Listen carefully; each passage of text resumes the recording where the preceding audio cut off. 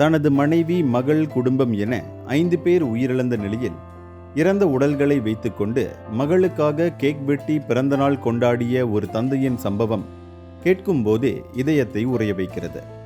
கொல்கத்தாவை சேர்ந்த இந்திரஜித் என்பவர் தனது குடும்பத்துடன் காரில் மத்திய பிரதேசத்திற்கு பிக்னிக் சென்றிருந்தார்.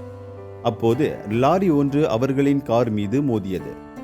இதில் இந்திரஜித்தின் மனைவி மற்றும் அவர்களின் 10 வயது மகள் அதிரிதி ஆகியோர் உட்பட 5 பேர் உயிரிழந்தனர்.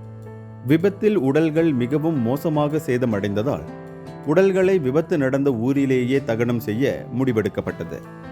ஆனால் அந்த தினம்தான் அதிரிதியின் பிறந்த நாள் ஆகும்.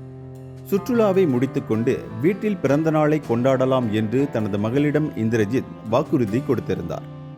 அது அவருக்கு நினைவு வர உடனே மகளின் பிறந்த நாளை கொண்டாட முடிவு செய்த இந்திரஜித் தனது உறவினர்களிடம் கேக் வாங்கி வரும்படி கேட்டுக்கொண்டார். மகளின் உடலை வைத்துக்கொண்டே இந்திரஜித் கேக் வெட்டினார். அங்கு கூடியிருந்தவர்கள் கண்ணீருடன் அழுந்தவாறு பிறந்தநாள் வாழ்த்து பாடல் பாடினர். இந்திரஜித் கண்ணீருடன் அமைதியாக உறங்கிக் கொண்டிருந்த மகளுக்கு கேக் கூட்டினார். அந்த காட்சி பார்த்தவர்களை பதற வைத்தது.